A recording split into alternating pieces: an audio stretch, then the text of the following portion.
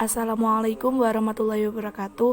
Perkenalkan, nama saya Elina El Maghfirah, NIM 037, Prodi Manajemen Pendidikan Islam, Fakultas Ilmu Tarbiyah dan Keguruan. Moderasi beragama adalah cara pandang kita dalam beragama secara moderat, yakni memahami dan mengamalkan ajaran agama dengan tidak ekstrim, baik ekstrim kanan maupun ekstrim kiri. Ekstremisme, radikalisme, ujaran kebencian, hingga retaknya hubungan antar umat beragama merupakan problem yang dihadapi oleh bangsa Indonesia saat ini. Tolak ukur moderasi beragama. Kemajemukan di Indonesia tidak bisa hanya disikapi dengan prinsip keadilan, melainkan juga dengan prinsip kebaikan. Keadilan adalah keseimbangan dan ketidakberpihakan dalam menata kehidupan dengan asas hukum dan kepastian di dalamnya. Akan tetapi, keadilan atas adanya hukum formalitas hitam putih secara rigid juga tidak cukup jika tidak dibarengi dengan kebaikan, yaitu unsur yang juga melandasi prinsip keadilan. Berikut adalah tolak ukur moderasi beragama. 1. Seberapa kuat kembalinya penganut agama kembali pada inti pokok ajaran, yaitu nilai kemanusiaan. Melalui kemanusiaan, maka perbedaan agama di tengah masyarakat bukan menjadi persoalan yang mengganggu keharmonisan. 2. Kesepakatan bersama. Melalui kesepakatan bersama menunjukkan kerjasama di antara sesama manusia yang beragam, karena bagaimanapun manusia memiliki keterbatasan sehingga keragaman itu akan saling menutupi kekurangan. Keragaman diciptakan Tuhan Yang Maha Esa untuk membuat sesama manusia saling menyempurnakan. Keragaman itu adalah kehendak Tuhan karena manusia yang beragam membutuhkan kesepakatan. 3. Ketertiban umum. Manusia yang beragam latar belakang agar bisa tertib yang bisa memicu suasana beragama yang moderat. Tujuan agama dihadirkan agar tercipta ketertiban umum di tengah kehidupan bersama yang beragama.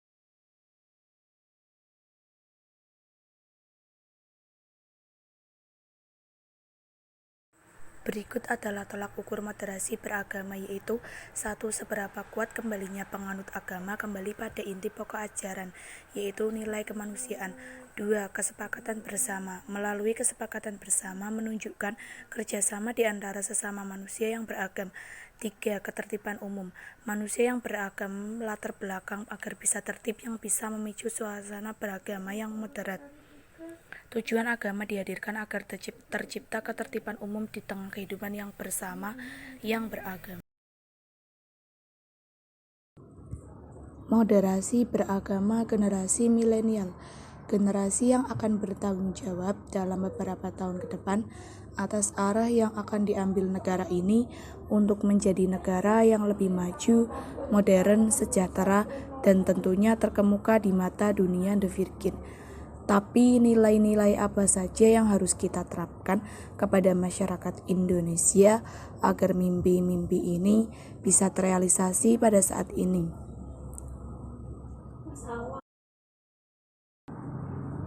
Pada saat ini kita dalam situasi sulit di mana adanya polarisasi dalam opini masyarakat.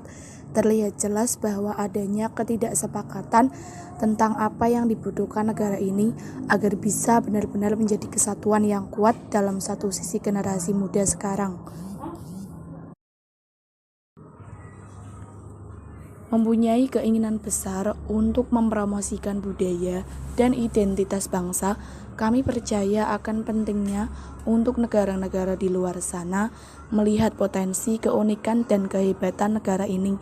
Tapi di sisi lain, sampai detik ini kita semua masih sering berkelahi dan menjatuhkan satu sama lain hanya karena perbedaan ras, suku, dan agama.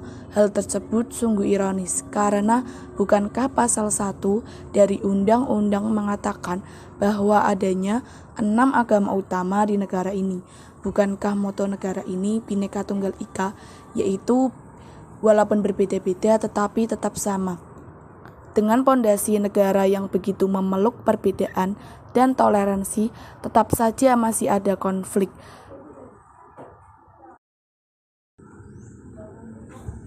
Apa yang membuat agama mampu membuat kita melupakan inti dari identitas bangsa ini?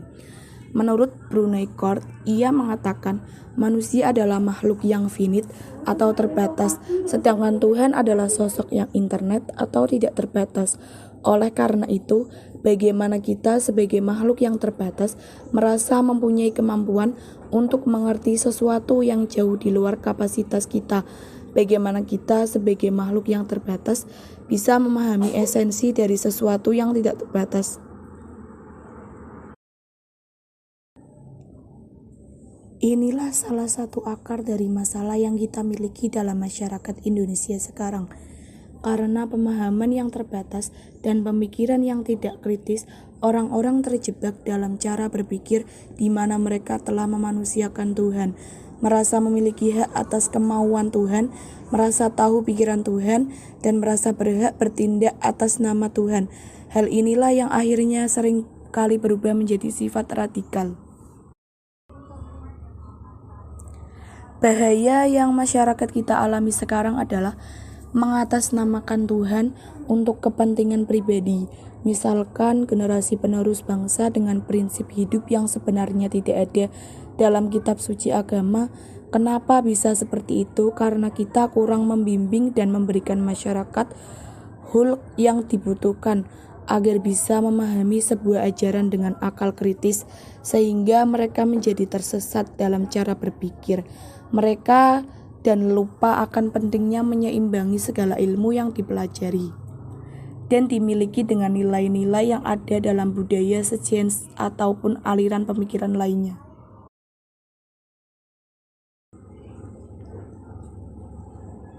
Fungsi terbesar agama yaitu untuk membimbing kompas moral manusia, untuk mengingatkan manusia bahwa kita harus memperlakukan satu sama lain dengan hormat dan harus bersyukur, serta semua harus sadar bahwa waktu kita di dunia ini hanyalah singkat dan terbatas.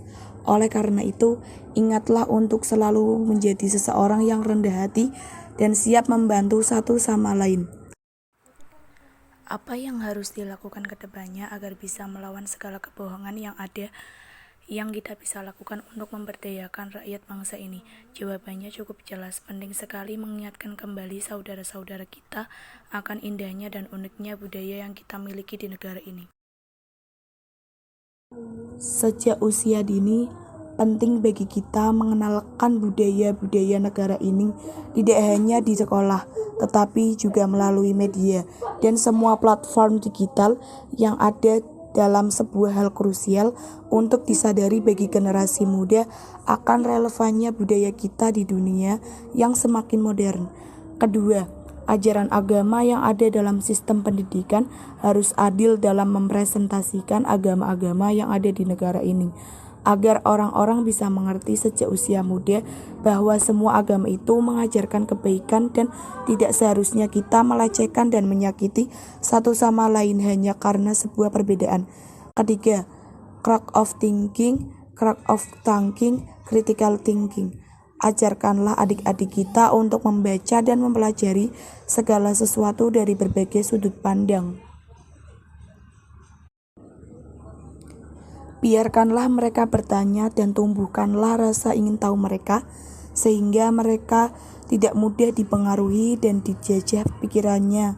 Yang terakhir, gunakanlah teknologi yang semakin canggih sebagai alat yang dapat terus menyebarkan nilai-nilai toleransi agar negara ini bisa kembali menjadi Indonesia sejati. Terima kasih. Wassalamualaikum warahmatullahi wabarakatuh.